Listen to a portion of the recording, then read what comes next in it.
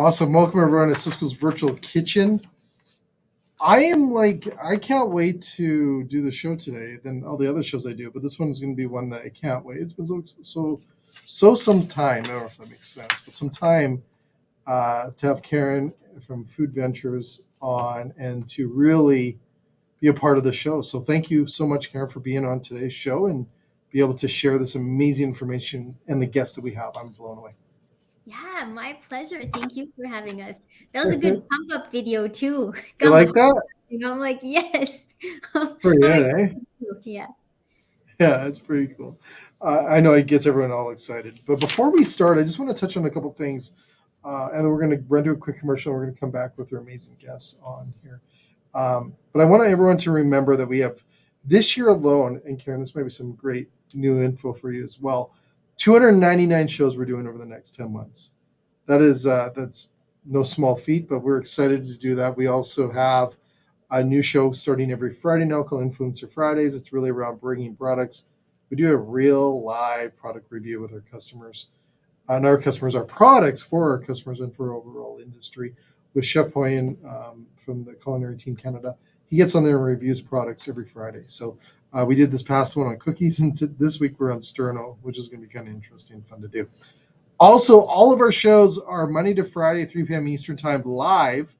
So now that Ellen's off the air and there's nothing to do in the afternoon, you can watch our show at 3 p.m. Eastern Time. And then we rewatch party is at 7 p.m. Eastern Time tonight. So Kiran, you can run and watch us later tonight at 7 p.m. and watch yourself on here.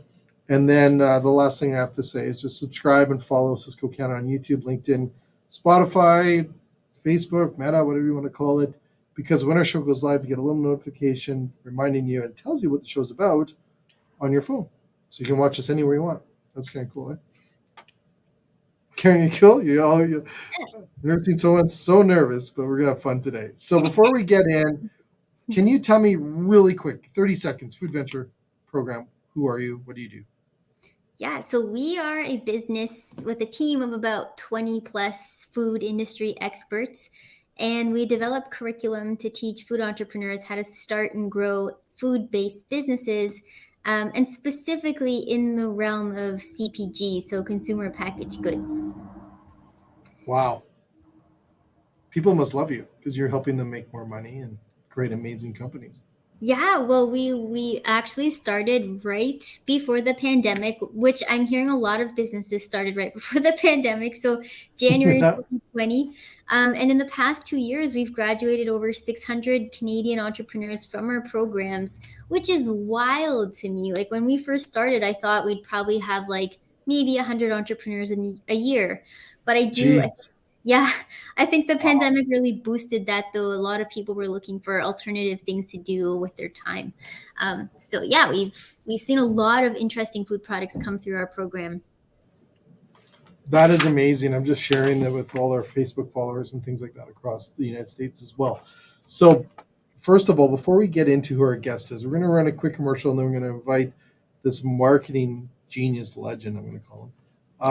And I can't wait to talk. We got questions here, we got all this stuff. And for everyone else that watches the show, if you watch it later, you can actually ask comments. And that's what's great about our shows. You can actually ask comments to our guests on the show today if you like. If not, no problem. Nice. That's what makes our show so cool too. It's interactive. So we'll be right back after this quick message, and it's gonna be very quick, 43 seconds, and they'll be right back with our guest. Here we go. Be right back. Hey guys, I'm Rena from OO. I'm Kayla from OO. This fall and winter, I'll be co-hosting Food in a Boot on the Cisco Virtual Kitchen Network. Digital maps these days may tell you information and reviews on a restaurant, But they don't tell you about the people that hang out there. OO is on a mission to help people connect better in real life by seeing communities of interest on a map. Join us this fall when we take to the streets. We can't wait to hang out.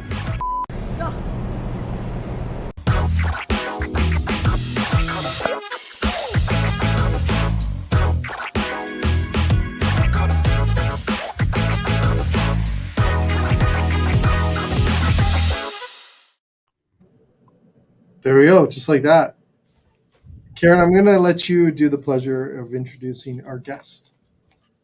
All right. Well, I think he can expand on this. But Andreas, we've known Andreas for I don't know, maybe about a year and a half now. He's been with Food Venture Program. But like you said, he is our legendary marketing expert in the world of CPG. And he himself has a food product himself, which I think he might be drinking right now. I'm not sure. But Good I'm going plug. to Good pass it plug. over to you, Andreas. You are a legend, and I think it's a big deal that you're on on this podcast with us. So I'll pass it over to you to do a more of an intro. All right. Well, thanks very much. First of all, probably most of a legend in my own mind. I think it's always a good idea to stay humble with things. But thank you so much for having me, Kiran and Jay. I really appreciate the invitation. A little bit about me. I run two companies. I run a company called Audacious Food Marketing. Audacious helps food entrepreneurs to launch more successful, more profitable CPG businesses. It's really as simple as that. And if I had to describe it in sort of one sentence, we're like the midwife for your food business. We help you, with that painful, difficult, and expensive process that is connected with launching a food business. And my hat goes off to absolutely anybody who's ever done this, because it is such a difficult thing to do. It's so hard to get right. It needs so much work, so much passion. So many congratulations to all of you listening and watching who are in this industry. Second thing I do, I actually own my own drinks company. We brew functional tonics. We brew botanical tonics from functional mushrooms, chaga, reishi, lion's mane, those kinds of things. And we started this just before the pandemic, as Kiran was saying earlier on. Best possible time to start a business. And we are now at about 400 stores, 500 stores across Canada, and growing fairly rapidly. And that's what I do. Whew. That's heavy. That's heavy. So you don't do much then. No, I have three boys as well. I have three kids, so that's another thing. So let's get into some. Well, first of all, thank you again for being on the show and really sharing your expertise to the overall industry on our SVK platform. Here is huge for a lot of restaurateurs and a lot of insights that you're going to be able to bring. I don't think we've ever had anyone with your background on the show before. You come with a lot of experience and a lot of things that you observe really in the industry. And that leads me to my first question. And thanks again for the questions. I want to ask you, nothing is better than when people prep me for these things. So let's talk trends. Because I hear trends. And you know what I haven't heard this year is the industry trends as much as I have in the past. And maybe even through COVID, no one I think was really, obviously we heard a little bit of the trends, but prior to COVID, it was always this time, November, December, we'd hear these big trends of the next year. Yeah, absolutely. What do you see right now, Andreas, is really those, and I know it's hard to do this, but you have some good points here that I'd like to talk more about. But what are you observing right now as trends coming forward? Yeah, into the fall and winter and New Year. So if I picked three trends that I think are probably for me personally, the most interesting one. There are many others out there, but I'm going to focus on three different trends. Number one is functional food. And functional food is defined as food that does more than satisfy hunger. There is an added dimension to it. Very simple example of functional food is coffee.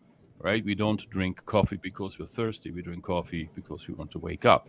So coffee is one sort of functional food that coffee, tea that most people partake in. With COVID specifically, a lot of the functional food functionality that we're seeing people looking for is immunity boosting, is illness prevention, that kind of stuff. The second trend we're seeing out in the market is the restaurant quality food in people's homes. And despite the fact that people are coming back to restaurants, and that restaurants seem to be busy from what I've been observing, or many restaurants seem to be busy, there is absolutely an opportunity for many restaurants to expand their offering and to create new consumption occasions and to take their expertise, to take their knowledge, to take their passion and express this in brand new and hopefully profitable ways. Because, any restaurateur I've been speaking to, every single chef I've been speaking to, their main concern is how do we get profitable? How do we get our costs down? How do we get people to come and work for us, et cetera, et cetera, et cetera. So whatever we can do to make things more profitable and to get people a little bit more money in their pockets, that's a positive thing, right? Hmm. Now, I want to touch. Sorry, Andreas, because go I ahead. get so many questions here. Personally, great topics. And sort of sorry, you go No, ahead. go I ahead. apologize. No, you go ahead. You go ahead. All right. So very quickly, trend number 3 that we're observing, and that's something close to my own heart, is alcohol reduction and change in alcohol consumption with people. So I don't know if anybody has listened to the CBC this morning. CBC had a piece this morning that Health Canada has just announced that they have changed the alcohol consumption guidelines to no amount of alcohol is safe. So Serious? They did that today? that came out this morning. They had a global study, and the result of that global study is alcohol has no health benefits. The idea that a glass of something a day is actually Yeah. good for cardiac health has turned out to be a myth. There is no data supporting this. Holy, this is a big moment. Right? And even 1 unit of alcohol a day will increase your risk of cancer quite significantly. So alcohol is a carcinogen, right? And so the danger here is not what people have thought, like connected to, I don't know, cardiac health or all kinds of other things that people are worried about. But the real danger in alcohol is that it's a carcinogen. And what we've been observing in the last couple of years is that alcohol-free drinks that fulfill the same social lubrication role, Yeah. right? The same social lubrication role that a beer or a glass of wine have traditionally fulfilled. Wow. People are demanding those in alcohol-free varieties. And it's close to my own heart because I stopped drinking 4 years ago now. Yeah. And I stopped drinking because I was hitting my 40s. And I found that even a beer or two in the evening, I'd wake up at 3 o'clock in the morning. I had young kids at the time. And, existing on 3-4 hours of sleep a night just wasn't hacking it for me. So I did a dry January, changed things so much for the better. I haven't really touched alcohol since. And that's why we started my own company. That's why we started Audacious Botanical Brewing, or mushroom tonics, because I wanted something nice to drink that didn't contain any alcohol. And it's fascinating. At the beginning, when you sort of start doing this, it was a little bit scary because, the fear is, are you the weirdo who doesn't want to have fun, who doesn't want to drink?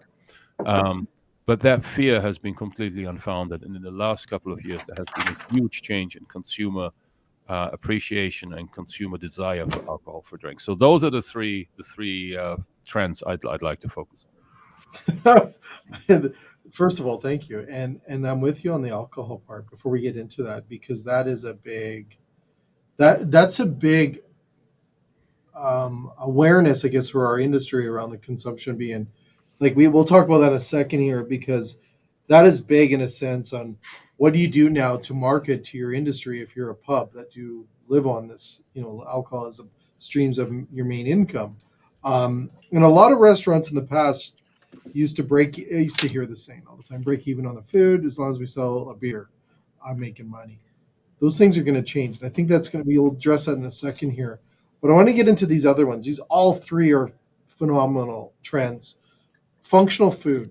I want to get into that part because you mentioned some stuff, and I was thinking about this back in the day, many, many, many years ago, is if you could create a restaurant that, it was around the chicken soup.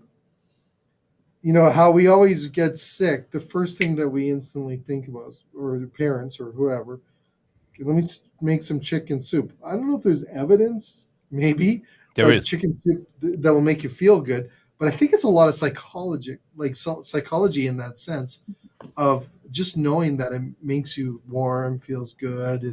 Maybe it's what you had when you were a kid and everything else.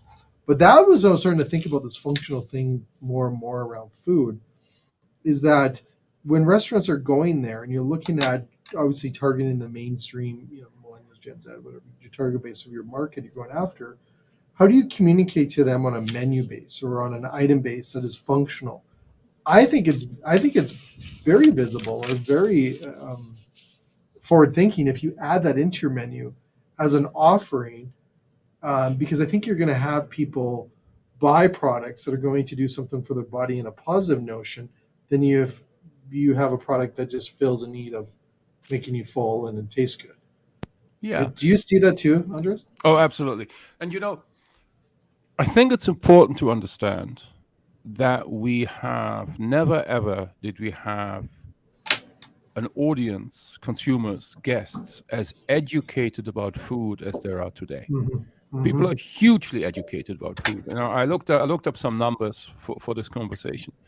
And so right now, between 6 and 6.5 out of 10 Canadians are looking at food choices as a way to treat illness and or to maintain health, right? So 2/3 of Canadians, roughly, are understanding the idea that food choices affect their health. To give an idea, about 1/3 of Canadians over the age of 40 are suffering from hypertension, high blood pressure. And when you dig into, hypertension patients, a large number of those have made food-related choices. They've either lost weight or they reduced salt, or they made all kinds of choices, where the purpose is to treat an illness with the food they're putting in. And so, from a restaurant perspective, I think you don't have to go into deep explanations, because a lot of the information that people need to understand the idea of functional food and a menu that's based around functional food, that information is out there. People understand what ginger does. People understand what turmeric does. And, again, when we started our own company based around mushrooms, Yeah. one of our biggest fear was, will people know what we're talking about? Will everybody just sort of shrug their shoulders and move on? And we didn't have to worry, because so many people out there understand what functional mushrooms are these days, right? So you can really, really work with those ingredients, see what's out there, and then implement them in your menu without, and I think that's the most important thing, without sacrificing the enjoyment. And if anything, if you serve me food that I know is good for me on some level, and it tastes fantastic, I think it actually enhances the taste perspective, the taste experience, right? The flavor experience. And functional food doesn't just have to be ingredient based. It's not just about garlic or ginger or turmeric or what have you. It can also be process based. So I'm talking about fermented food. I'm talking about food Yeah. that's a lot sauerkraut and kimchi, right? We now have a broad-based understanding of the connection between gut health and mental health, and right, That is huge. right, Sorry, I and was having a sip of my coffee when you said that. You're absolutely right. Now that is it's given, right? It's showing that, because I remember someone told me, I think it was on a show last week, around the fact if we eat better, the mind is better in a way. absolutely. Probiotic, So prebiotic, right? All of these things, like, for as long as we have there is a direct connection between the gut and the brain, and there is a direct connection between a healthy gut and mental health, right? And that is proven, that has been shown, that has been demonstrated more than once. So if we make sure that we eat food that's alive, that we have co-evolved with, sauerkraut, yogurt, anything that's fermented in any way, shape, or form, apple cider vinegar, even things like kombucha, right? yeah. Those are all things that have if they're done properly and if they're done right, they are positive. They create a positive reaction in our gut, and so that's another possibility to take advantage of the functional food trend, right? So perhaps have some fermented hot sauce, like we do in my house. I used to be a line cook in my early 20s, so I have a little bit Okay. of background. When I lived in England, and I did this through university to make some money. But in my house, what we do for Christmas, I make a fermented hot sauce each year, and each year it's a little bit different. But the flavor and the depth and the interest in that hot sauce is, for me, just so much better than any commercial product I can buy. And so if I'd be running a restaurant and you have something on the menu and say, here's a hot sauce, we're fermenting it ourselves. It's alive, it's interesting. I think those kinds of things are where you have this perfect marriage between people understanding something's good for them, it's fermented, it's alive, it has all these wonderful bacteria living in it, and at the same time, you're not serving them dusty granola. Yeah. Granola can be great, right? But you're serving them something that's flavor first, that's enjoyment first, but at the same time, you're marrying it with this whole idea that you're taking this and you walk home and you've done something great for yourself, right? And so you have this food becomes this whole body experience where you've done something great for your soul, you've done something great for your body, and you walk out of there and you just feel really, really good about yourself. Totally. Karen, what do you think about this stuff? Well, I was actually going to add, so just in line with like consumers being more knowledgeable now, and we're noticing that on the ingredients label on like consumer packaged good products, they're writing in brackets like what each ingredient's purpose is for. So if it's like there's a binding agent or there's like ascorbic acid, in brackets they'll put like vitamin C, for example, because if a consumer knows that that's not a chemical, it's actually a beneficial ingredient to me, they are more likely to buy it and realize that there's health benefiting effects to it. So yeah, it's interesting because there is an example that Andreas has given, like fermented hot sauce, maybe, and actually a good example is kombucha, because on the back of kombucha labels, you'll notice that there's sugar as an ingredient. But in the fermentation process, chefs will know this, the sugar is basically consumed by the bacteria. So by the time it reaches the consumer, the sugar is no longer sugar.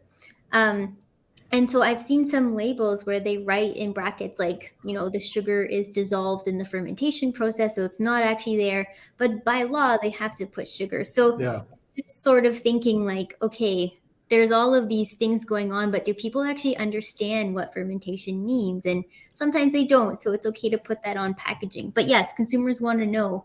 They know, they're learning more, but they're open to learning through packaging as well. I don't know, Andreas, if you're seeing that, but like explaining your product on the package too, we're seeing that more often. Well, absolutely. I couldn't agree more with you. We see more and more and more of this where people are going through, because we know, if as a brand you understand that your target market is a label reader, that you are selling to people who are interested in nutrition, that you're selling to people who take an active part in deciding on what they're going to put into their body and make active decisions. The more we talked a little bit about earlier on about storytelling.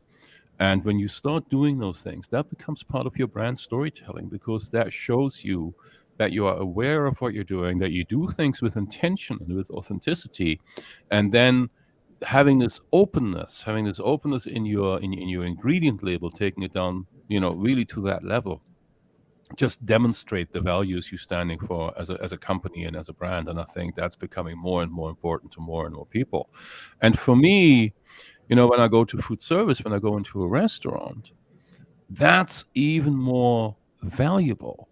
I'm friendish with Brad Long, who is just opening a new, he's opening a new Café Belong in Sherbet Lake, north of Kingston.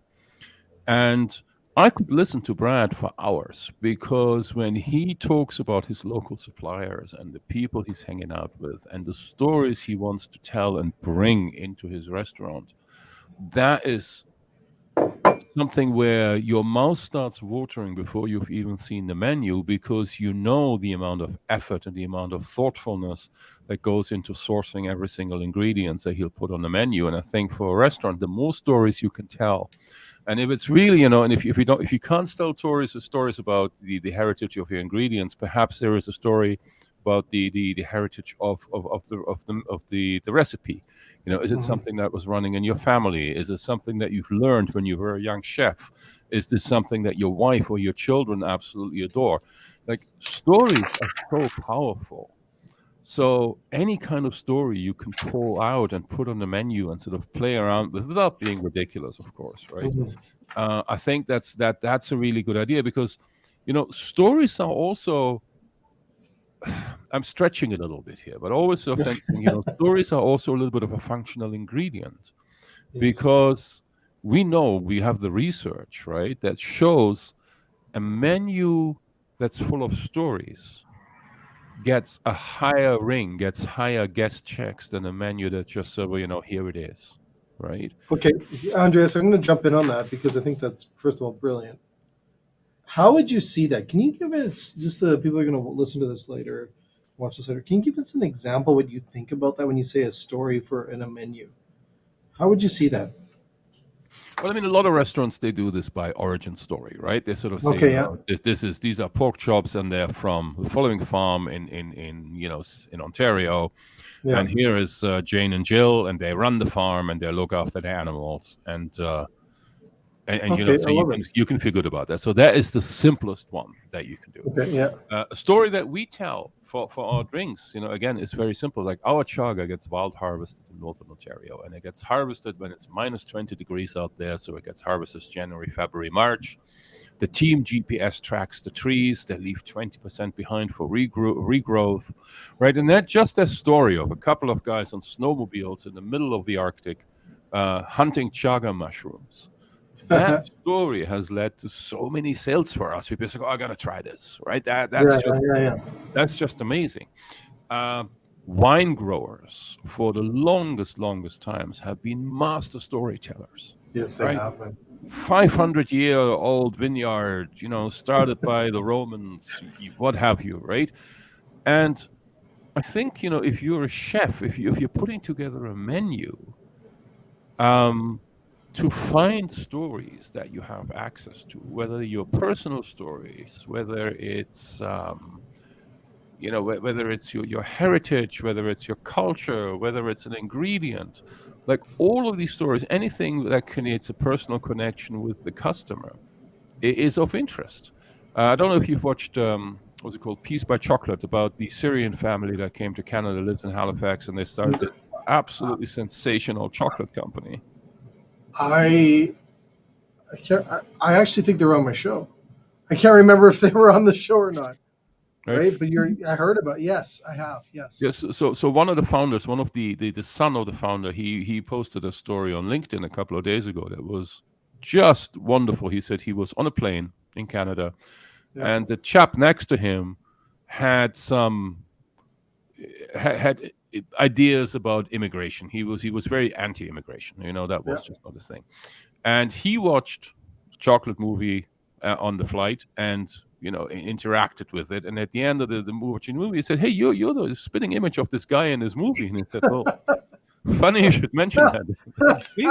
Wow. That's cool. Right? And he said this guy who was so anti-immigration, who was so anti-new cultural inputs into Canada as we know it, had completely changed his mind. And he said we parted as friends. And for me, that was just such a powerful highlight of how stories can influence us and how stories can create new experiences. And again, if I'd be running a restaurant, my entire restaurant would be around the idea of stories. And I think one of the most storied restaurants in Ontario is Farm Eigensen, right? Michael Statlander. The man is a walking story. I love it. I love it. Now, like for some of these people that are going to listen to this, they might say, I have a small coffee shop. It doesn't matter the size, does it? No, it doesn't matter. It doesn't matter if you're a ghost kitchen. Yeah. Or if you're a food truck. No, I mean, like, especially, coffee is full of stories, right? And I said this to you earlier on. I buy my coffee, tastes good, but tasting good is table stakes.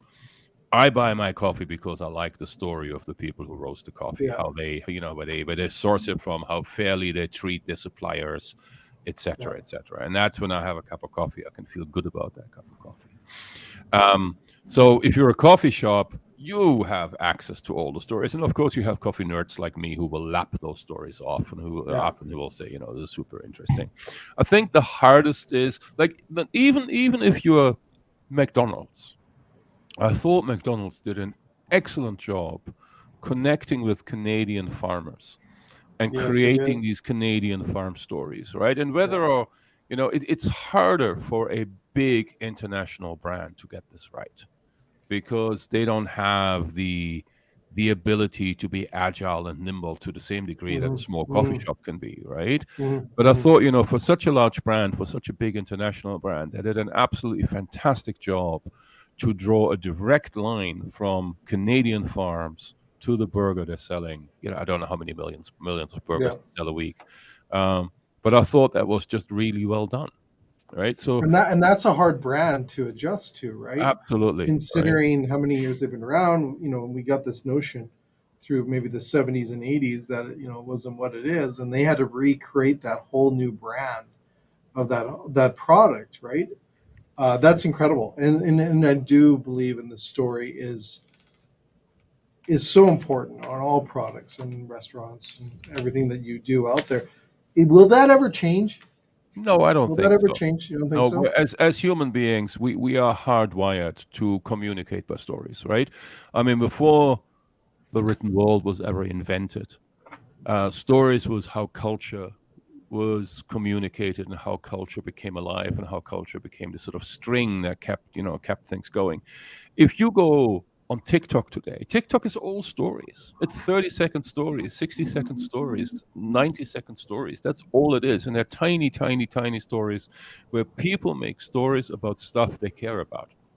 And whether they care about cooking, there's an enormous amount of cooking content and cooking content on TikTok, or whether it's stories about real estate, or stories about interior decoration, or stories about overcoming adversity. There's lots of, there is a huge disabled community on TikTok, and it's all about stories of overcoming challenges and adversity. And some of them are absolutely heart-wrenching. And, they're told in 30 seconds, in 60 seconds by people with a phone. And the reason TikTok is so successful, right, has been so successful, and is continuing to outgrow the other social networks, is because it's a storytelling platform. It's pure and simple. It is. Right? It is created by, and it's funny you say that, because I take some sprinkles, let's say, from that network or that TikTok, the social media giant, and I look at what's drawing people to watch that, and we all sit there for hours putting the thumbs. Karen, I know you do too.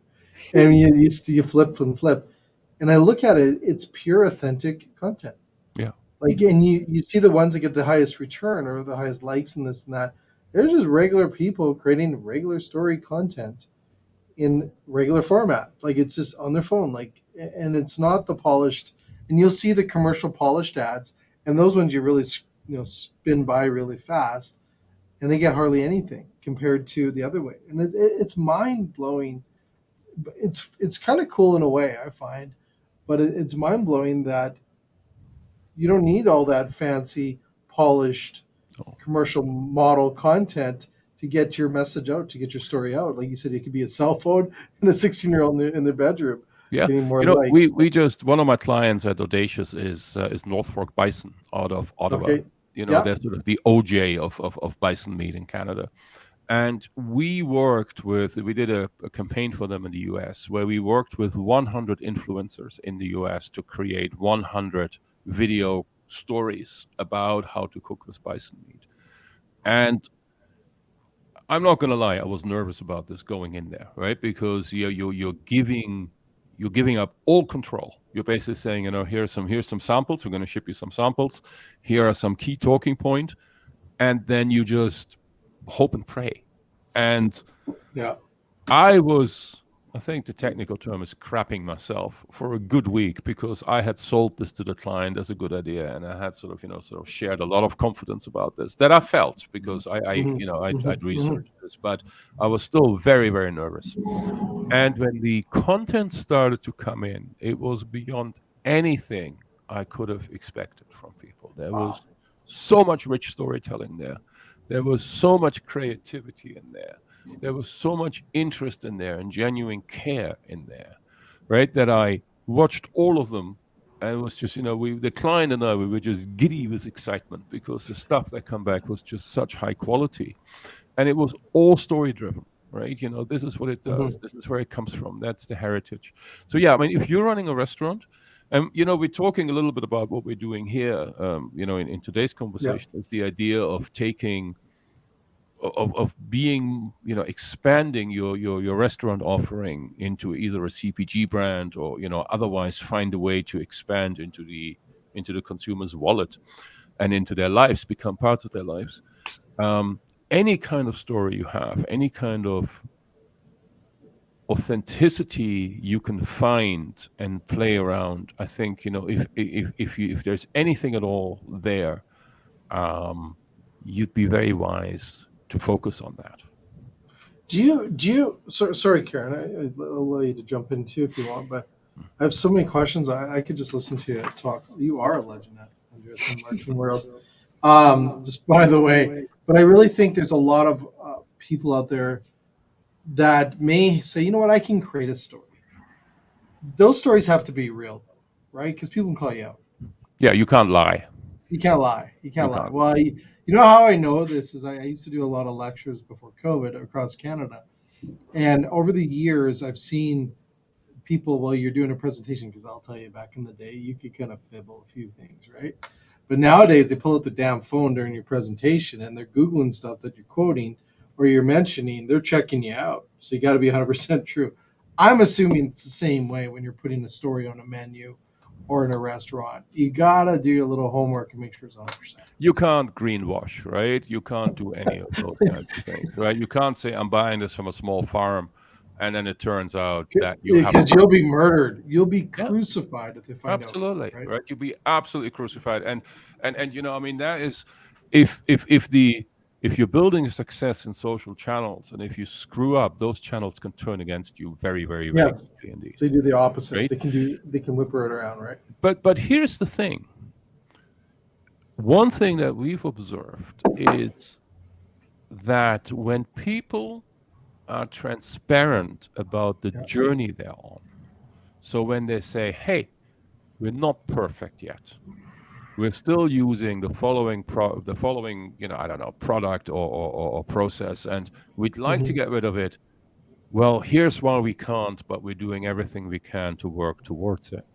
People are very forgiving about this because they understand the idea that not everything is perfect at all times. So don't be scared to share your challenges, and don't be scared to share the journey you're on, right? We changed on our drinks. We changed from plastic wraps on our cans to paper labels. Okay. Because paper labels are just, we feel better about them.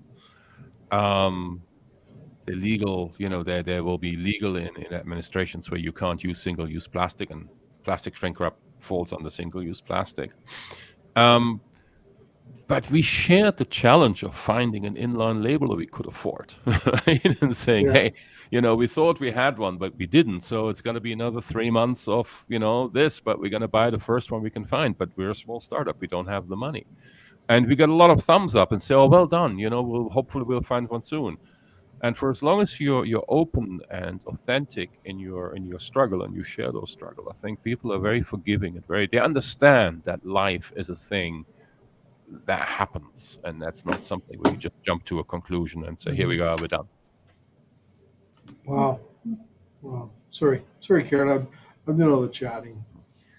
That's okay. He's you both have a lot of taking notes. points. And I think we veered off of the original questions, but that's okay.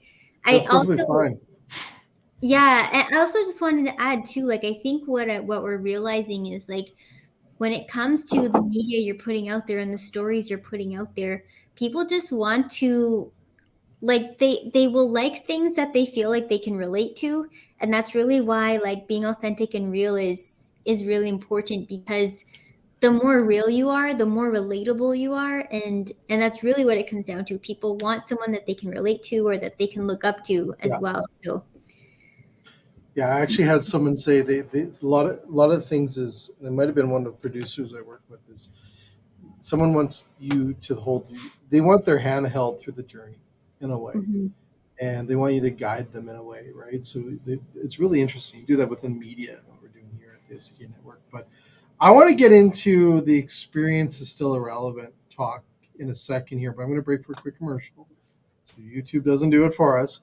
I'm going to break for a quick commercial and we'll be right back. And I want to get into the topic next. Okay. Be right after this.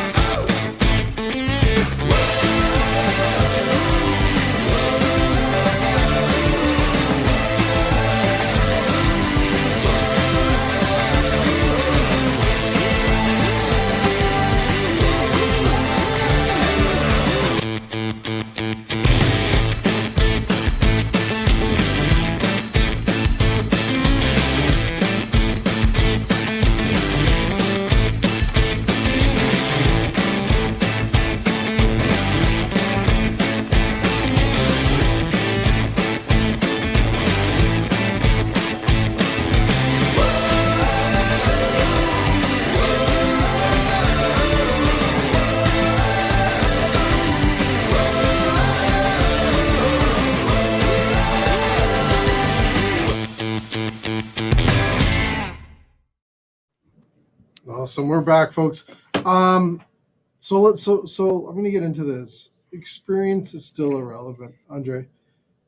On the quality at home, the whole thing around this. I want to talk about the experience, but I remember in the old days, like 3 or 4 years ago, we used to talk about the experience economy. Is it still around?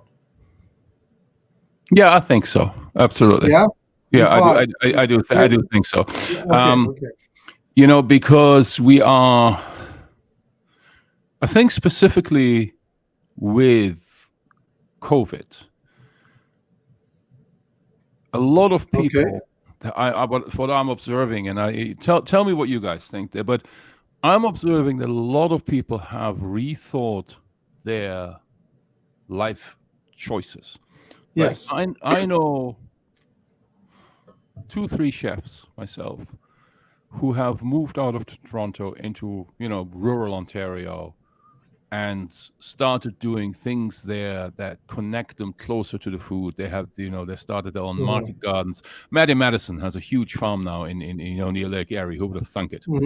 And then Bertrand, who used to run the Tempered Room in Parkdale, he bought himself a bill. He got a property just north of Belleville with a huge vegetable garden where he's experimenting with things, with canning and really quite traditional cooking methods, and he's exploring those. And I know he's coming back to Toronto very soon. But that he just took some time off to connect there. And so I think what we're seeing is that people are in a world where that enforced break, that sort of point where it was like, let's rethink that experiences and emotional connections are more important than they've been for an awful long time, right? And then you have people who are looking at the industry, looking at the food service industry, looking at what's going on, looking at hospitality in a way that creates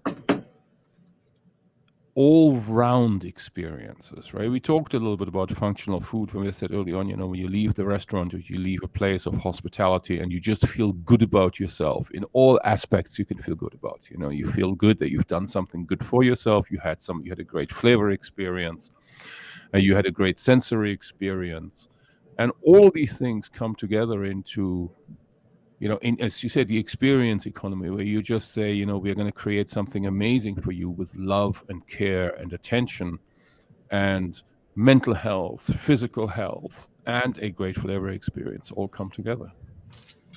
Do you that I would say, and I say this very lightly, and obviously, COVID was really hard on a lot of people in many ways, but I would say that would be one of the positives, I think, is that it really made us step back and rethink so many things. I was talking this today with one of the gentlemen in our office here on that whole same thing is. Yeah. I think it really made us stop for a second. It slowed us down.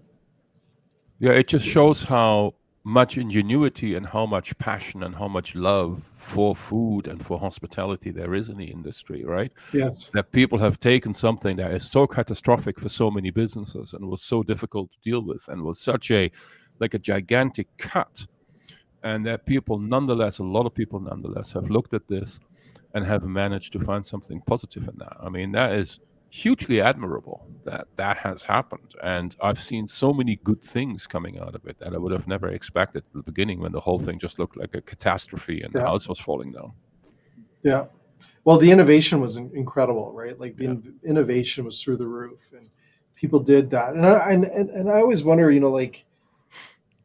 I don't know what else would have made us all stop and think in the way that it did, and really reflect back on what we're doing out there. And I think, and I want to tie this into that experience, and I think this is so important, as restaurants are, they're having labor issues right now, and more than ever in our whole history, and they're dealing with incredible costs right now on products and what's out there. And I think if you can slow down a little bit and look at the experience. I remember we were talking with one gentleman way back when we were doing just webinars way before COVID, and they were looking at the customer journey through their organization and what that customer journey was like. And I was looking at that the other day for an event I'm going to next week, and he created the it was more of the digital journey within his organization. And I thought that was really interesting, is looking at your digital journey. And I think for a restaurant, I think you could also look at your digital journey and also your customer journey inside and also on your your third party or your delivery. What's that journey? And I say this all the time. You got to look at it because and be on top of, I would say, of an understanding of what that journey looks like. Is it comfortable? Is there questions? Is there loops? Is there holes in that journey? Is there things that people could look at it and take it a different way, that you're trying to do good but it turns into negative? All these different things. I think you need to look at that more and more as restaurants. Try to always figure out what that silver bullet is to make them successful, or that that perfect business model or business cycle. As we recently been on a show with a gentleman talking about. But so, Andre, what do you think is that going to be more and more relevant, the customer journey, than anything as we move forward Well, over these next few absolutely, years? and I think, one of the things one of the trends that we've observed, that we talked about at the beginning, is the expansion of that customer journey, right? When traditionally, when you entered the hospitality industry, when you entered the restaurant industry, you expected in some shape or form to serve food to people in a building of some description. And whether that was a fast food, right, whether it was a fast food restaurant, whether it was a fast food chain, whether it was a global fast food chain, whether it was a fast food mom and pop shop, or whether it was a fine dining restaurant, it didn't matter. Like there were things that are all put the same. What I'm seeing, from a customer journey or from an expansion of the customer journey is, traditionally was guest goes to location, eats food, pays, leaves. And what we're seeing now is that a lot of restaurateurs, a lot of food service professionals, they're taking their expertise and they're expanding this expertise. So, for example, I'm working with a restaurant in Kingston right now, and they are commercializing their cooking sauces, right? They have a whole bunch of really, really interesting cooking sauces, and guests have been asking for them. And so they came to the owner came to me, or one of the owners came to me and said, "Can you help us to make this into a thing?" He said, "I'm selling them in pails out of the kitchen. People take them home. I'm freezing them for people, and they take them home, and then people make their own, curry, or make their own whatever it is, in their home kitchen, and they take a taste of us to their home, but they don't have to come here." And he said, "Do you think there is something there?" And I said, "Absolutely." And so we came up with them. We called it Chef Hack. It's the Chef Hack brand. And the idea here is, right, what we're doing, we're hacking the knowledge of that restaurant chef. The restaurant is putting it into a jar, and then you can take this knowledge, you can take this restaurant quality food, and then all you need is some protein, perhaps some fresh veggies, right? But the secret sauce, the secret knowledge, that 20 years of experience and of care and of ingredient selection, that's all in this jar. And, for a restaurant that has a loyal group of customers, that is an exceptionally good way to expand, as you said, expand their customer story, right? And sort of go from, here's a plate with, with our best food on it, to, and now you can take a little bit of a feel of what we've done here. You can take this here. Last year, I worked with Sassafras in Toronto, and they developed the Sassafras at Home experience, and that was all completely experience-based. It was about, the having access to their chefs' connections to food providers. It was having access to the atmosphere that normally you would only experience when you go, there for dinner. So there are so many different ways how you can take what makes you and then take it out of the restaurant experience and really expand on this journey. And, it's a really risk-free way of doing things. So, for example, my friends from Chef Hack, when they started out, they were making their sauces on down days. They were making them in a restaurant kitchen because they have a commercial kitchen, right? And they were canning them themselves. They have a ready-made test market, right? So they have customers every night, or they have customers Yeah. 6 nights a week. So they have a test market there. So they showed them the stuff and say, "Hey, would you buy this? What do you think?" If people say, "Yeah, God, $10 a jar, however much it is, give me 5. I'll take them home." There's dinner sorted for the rest of the week. And it allows you to test and to iterate in a really low-risk environment, right? And you have this instant feedback. And so when you finally go to a retailer, you go to a distributor, you have sales numbers and you have a product. And when you go to a co-packer, somebody who makes the product for you, so you don't have to do it yourself anymore. You have recipes that have been thought out and recipes that have been finalized. And so if you are, if you're thinking as a restaurant owner, well, what can I do? How can I take my knowledge? How can I make, commercialize all this passion, all this knowledge I've been having? Then looking at products that you're good at and seeing how you can take them out of the restaurant is really good. I mean, I don't know if you guys have followed the General Assembly story, Jay and Karen. Have you followed? No. So General Assembly is a pizza place in Toronto. Okay, I've heard of it. Right. They started selling frozen pizzas. So they made really good pizzas. General Assembly, excellent pizza. Artisanal quality stuff. So they started baking them to about 80% of done. They flash froze them, they shrink wrap them, and they ship them to your home in a subscription model. And I bought them. Okay, They're fantastic. You chuck them in the oven, they come out. They are 90% of a really good restaurant pizza. Quality is outstanding. They've just raised a $30 million Series A investment round. No way. Right? And that's from a little pizza hole in the wall who had a good idea. Wow. Right? There is now a whole bunch of competitors in the market. Piano is one of the competitors out there that are really noteworthy. But you have these restaurants that are. I'm working with. I don't know if you know him. I'm working with Oliver Kjelsen right now. He is part of the Kjelsen chef dynasty, and Oliver is working on a. We're creating the brand for him for a stealth startup that I'm not allowed to talk of, but it is in this general area of taking restaurant experiences out of the home and sharing knowledge and sharing access. I looked at some Restaurant Canada numbers about meal kits and this kind of expansionist thinking, right? And they ask restaurateurs in Canada, who've done this, how their happiness level were, and 68% of restaurants that had launched stated that they exceeded their expectations, and 58% are planning to continue with them long term.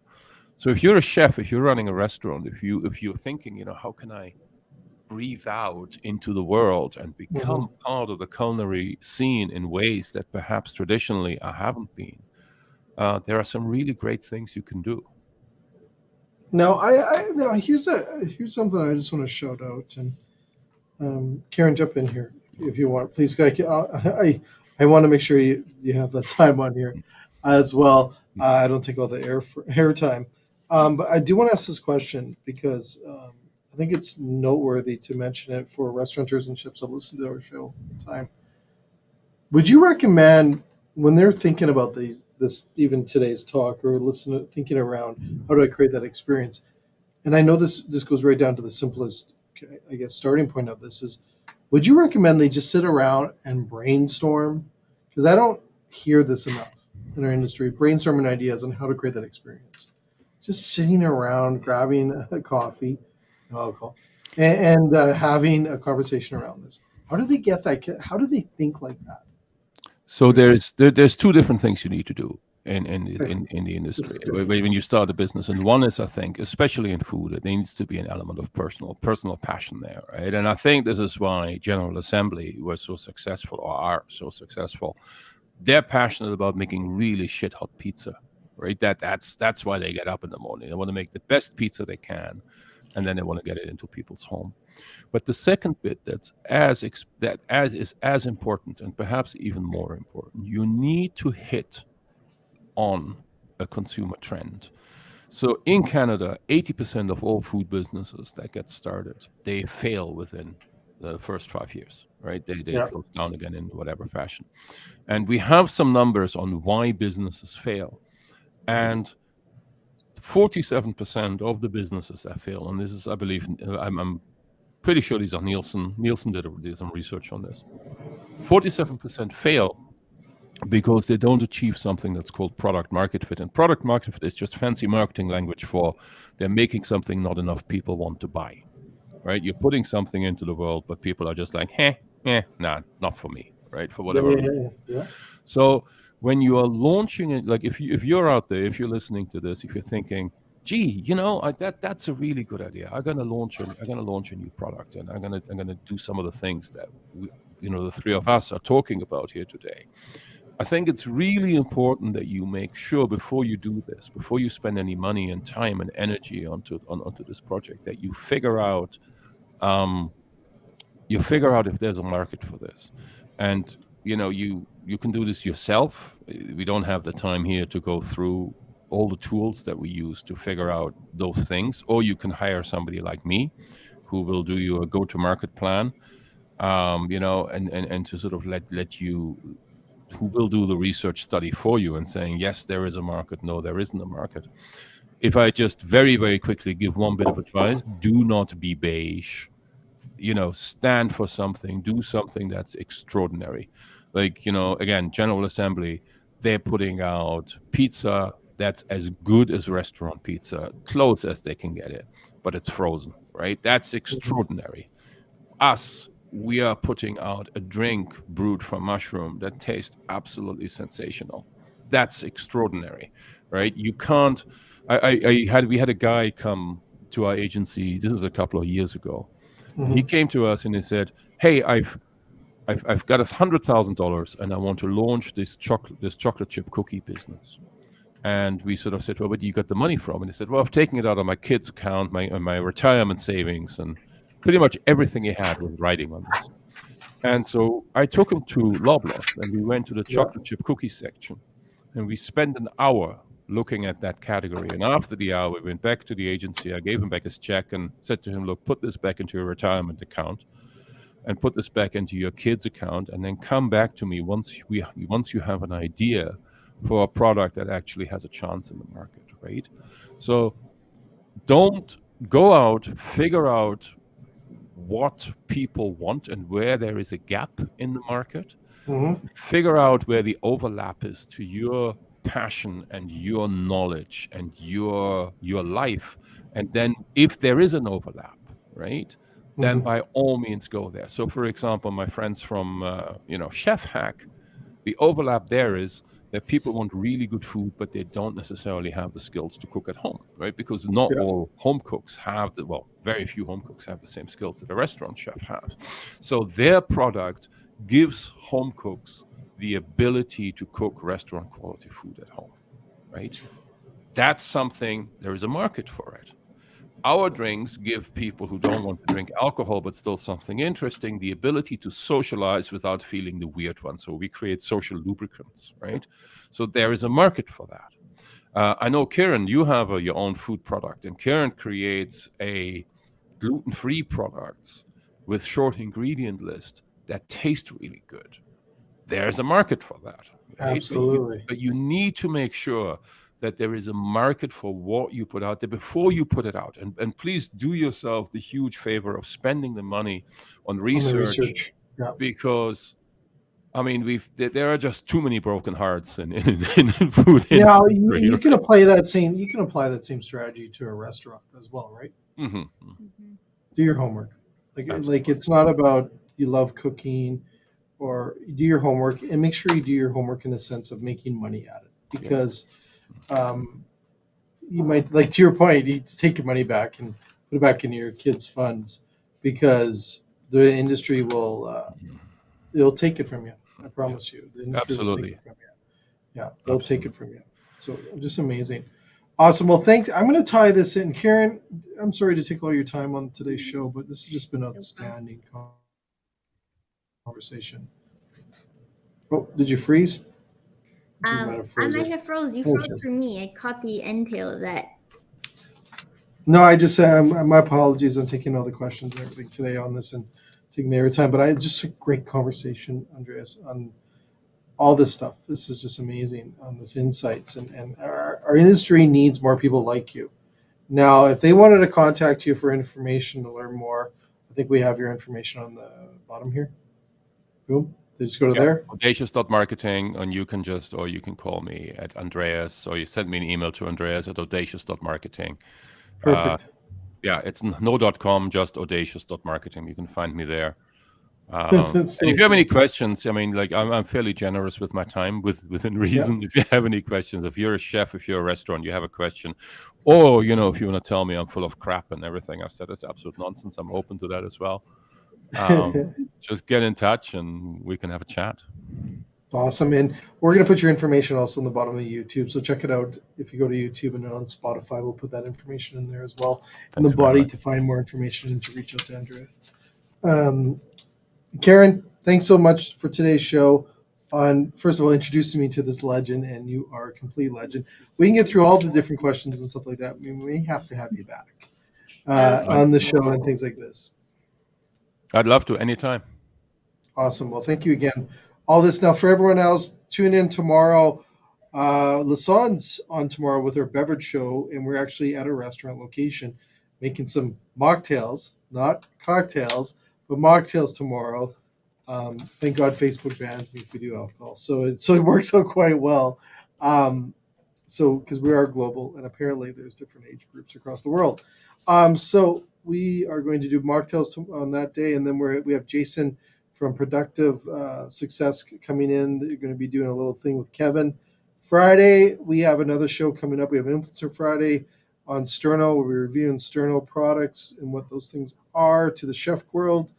And then we finish off the week. I can't remember what Friday shows are. There's just so many of them. But anyways, Monday to Friday, 3 p.m. Eastern time, every day of the week, watch our shows. So thanks again to both of you on today's show. Amazing content, amazing insights into what we really need to know. So we'll see you again. Thanks so much. Thanks for having us. Bye-bye.